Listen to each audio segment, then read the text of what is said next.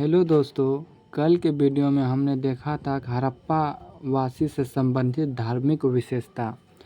आज हम देखेंगे और आगे महत्वपूर्ण क्वेश्चन। इससे पहले अगर आप इस चैनल पर नए हैं तो पहले चैनल को सब्सक्राइब कीजिए, शेयर कीजिए, अधिक से अधिक लाइक कीजिए। और इन्हीं उम्मीदों के साथ आज हम आगे बढ़ते हैं और महत्वपूर्ण क्वेश्चन को करते हैं। तो चलिए शुरू करते हैं आज के वीडियो।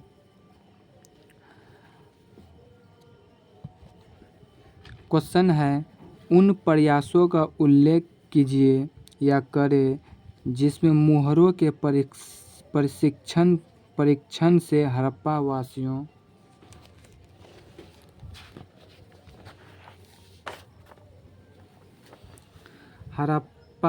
के धार्मिक आस्थाओं और प्रथाओं को पुनर्निर्मित करने का प्रयास किया है। तो इसका पहला पॉइंट होगा, देखिए, इस बात के भी प्रमाण मिले हैं कि हड़प्पावासी प्रकृति की पूजा करते थे। किसका पूजा करते थे? प्रकृति का पूजा करते, क्योंकि कुछ मोहरों पे पेड़ पौधे के चित्र मिले थे। तो इसलिए पुरातत्वविद का क्या मानना है? प्रकृति का भी पूजा करते थे हड़प्पावासी। पॉइंट नंबर 2 में हम देखते हैं, मोहरों पर उत्कीर्णित चित्रों से यह सिद्ध या ज्ञात होता है कि हड़प्पा संस्कृति के लोग आदि शिव की पूजा करते थे।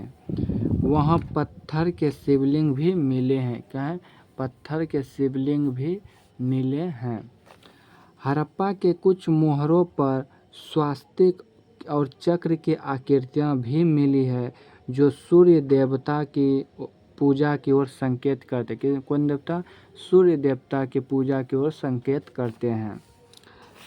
पॉइंट नंबर 4 में देखिए, कुछ मोहरों पर अग्नि पूजा के भी चित्र मिले। क्या है? अग्नि पूजा के चित्र मिले हैं। अब एक महत्वपूर्ण क्वेश्चन बनता है 5 नंबर के, यहाँ से आप देख सकते हैं।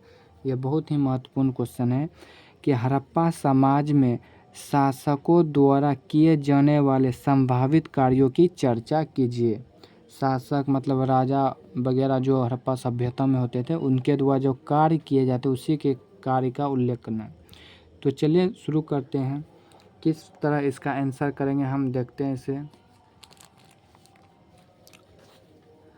हड़प्पा क्या है? हड़प्पाई समाज में शासक किस तरह से और क्या कार्य करते थे, इसका लिखित विवरण हमें नहीं मिला है, क्योंकि इसकी लिपि को अब तक पढ़ा नहीं जा सका है।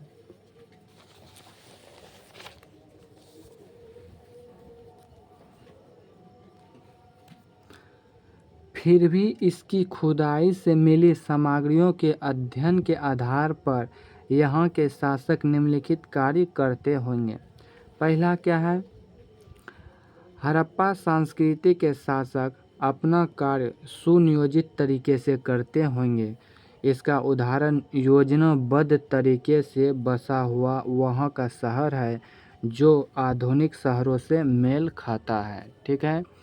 पॉइंट नंबर 2 हम देखेंगे, एक समान ईंटें, एक समान बाट और पूरी हड़प्पा संस्कृति में एक समान शिल्पकारी की व्यवस्था यह प्रदर्शित करती है कि हड़प्पाई शासक अपने कार्यों का संपादन सिंधु सभ्यता के संपूर्ण क्षेत्र में कठोरता से करते होंगे।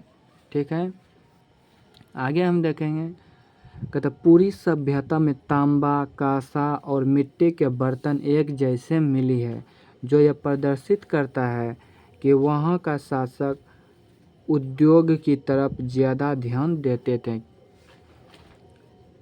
पॉइंट नंबर 4 में देखेंगे, बैलगाड़ी, नाव एवं जहाज का उपयोग वहाँ के यातायात साधन के रूप में होता था, जिससे पता चलता है कि वहाँ के शासक यातायात के साधनों के विकास पर भी बल देते थे। पॉइंट नंबर 5 में देखेंगे, और यह हम लोगों का लास्ट क्वेश्चन होगा इस चैप्टर का। इसके अतिरिक्त विदेशों से व्यापारिक संबंध और आंतरिक भाग व्यापार का विकास दोनों तरह के प्रमाण मिलते हैं इस सभ्यता में मिलते हैं, जिससे प्रतीत होता है कि यहाँ के शासक व्यापारिक कार्यों को भी गंभीरता से लेते थे। तो आज के लिए बस इतना ही। कल के वीडियो में हम देखेंगे इस चैप्टर से जितने भी ऑब्जेक्टिव बन सकते हैं वो उन सभी को हम देखेंगे। तो आज के लिए बस इतना ही। और आप इसका नोट्स किस तरह बनाइएगा वह मैं बता देता हूँ। मान लीजिए मैं आपको एक पॉइंट बताता हूँ तो वीडियो पॉज करके एक पॉइंट को लिख लीजिए, तब फिर आगे वीडियो को प्ले कीजिए। इसी तरह से आप नोट्स बनाते जाइए, वो आपका सबसे बेस्ट नोट्स होगा। तो आज के लिए बस इतना ही।